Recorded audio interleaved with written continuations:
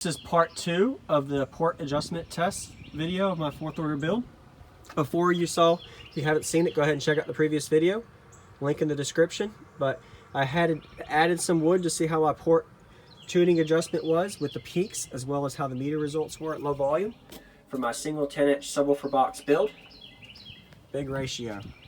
Alright, if you have any suggestions or questions, feel free to comment, like. Go ahead and hit that subscribe button if you haven't already, and thank you guys for all watching. Alright, let's get this going. So from the previous video, you got to watch so you know what I'm doing right now. So I got a piece of screw, put the screw in. Alright, so the screw's in, good. Screw's in there. Alright, that piece of wood's in there. Let's see if we lose or gain. We're about to find out. Alright, so before I was at a 19.39. Now we're going to go to find out what it does. See if I drop.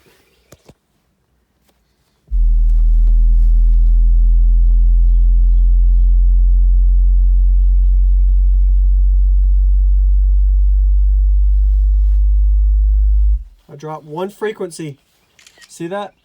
My peak dropped one frequency again.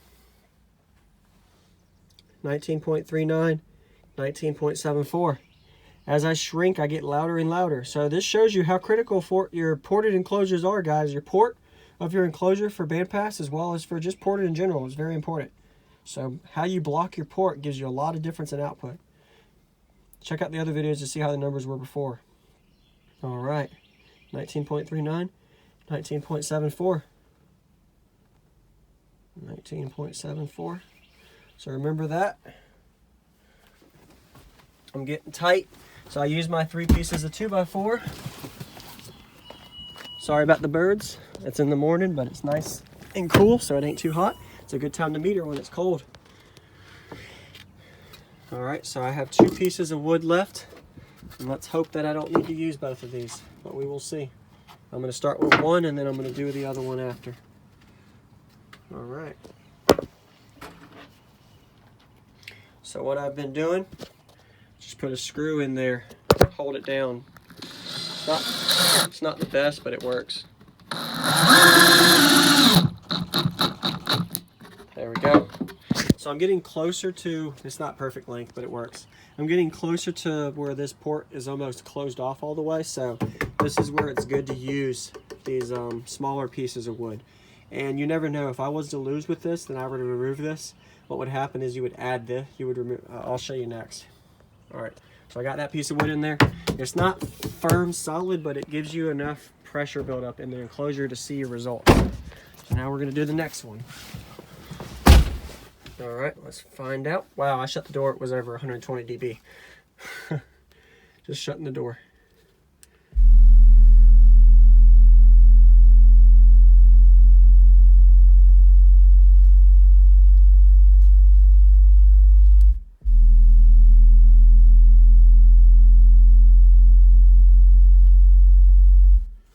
.65. What was it before? Look at that. 9.74 to 8.65. Let me just do one more confirmation.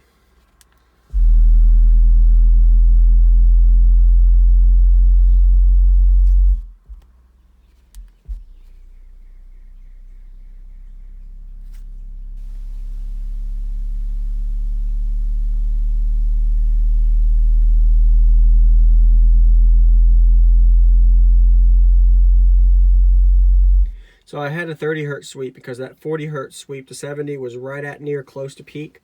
So I'm peaking around 41, 42, 8.17. So let's do that real quick to see, just to confirm. All right, so 118.7, 119.74, 118.7. So a whole dB drop from just that little bit, guys. I'm telling you, this stuff is really important when it comes to output. Your port adjustment's very important, especially bandpass enclosures. So that means I need to take that piece of wood out, which is a good thing. That means that my port needs to be slightly big bigger than that. So that means I got my output level where I like it, or where it's good output. All right. It's not the prettiest, but it works. So I'm gonna take that piece out.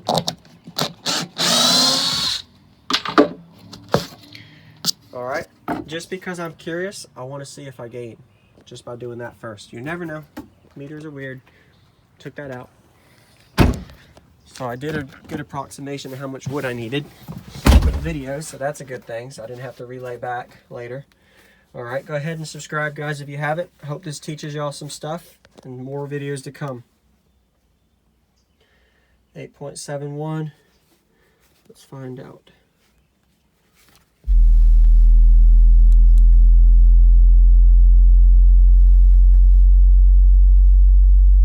Yep, we went up.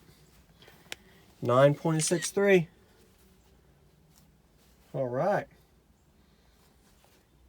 9.63, 8.71, 9.74. So yep, about right where it was before, 43 hertz, 42. All right, so that means we know we're gaining there. Brilliant.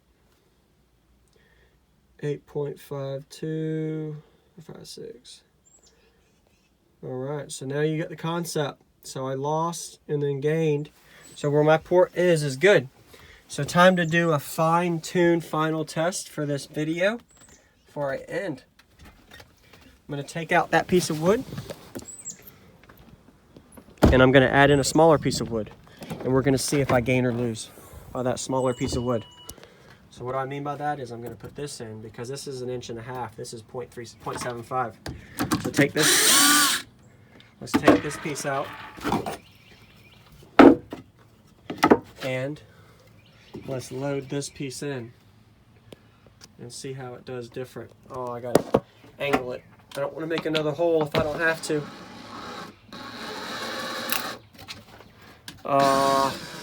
It's right on the edge.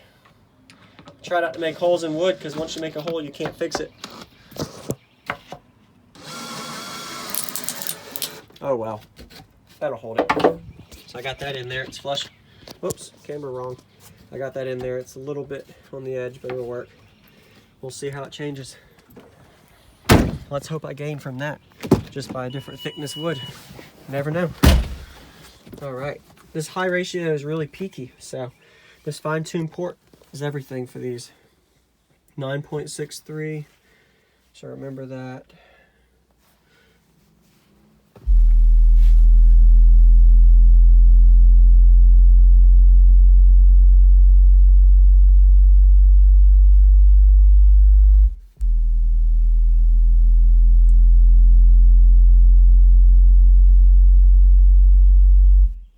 All right, well, that's the video. Went from 9.46, so that shows that I was higher with the other piece of wood in, so that's right around where my port area is. 118.71 was where I lost when I added that other piece of wood. So I'm right at ballpark where I need to be with that 2x4 in there. So that's the video. Stay tuned for how I make the port better and other videos to come. So hope this taught you guys something. So I got right where my port area is right before I end. Why not?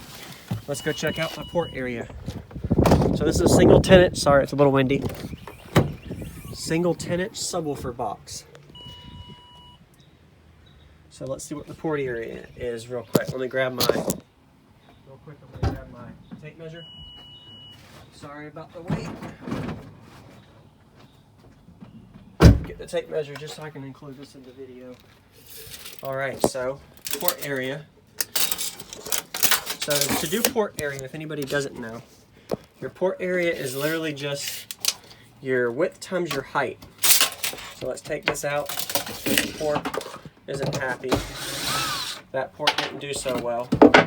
Let's put this piece in. This piece of port did a lot better. So we'll find out what the port area was with this in. Alright, so my port area is right under 5.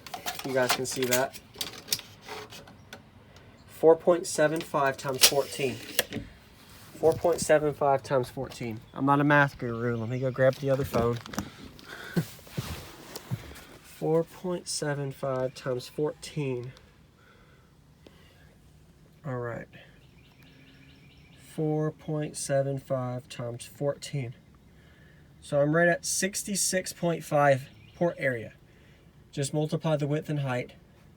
So now let's divide that by 87.5. So that means I'm at 3/4 port area. So 76% of my port area from my cone area. So my 10-inch subwoofer port area is 78.5 cone area for that. And I'm at 76% of that cone area. So around 3/4 of a port area. So that's a really good percent on a higher ratio. A lot of people normally, sorry about the picture, that's my girl, Jessica. So normally around half the cone area is your port area. So say my port area, cone area is 78. So it should be more around the 35 to 40 square inch range. But since this is a big ratio of 4th, it likes a little bit more port area. So that's good to know. So hope you guys learned something. Stay tuned for more videos. I'm happy with what I got so far. It's not pretty, but it works.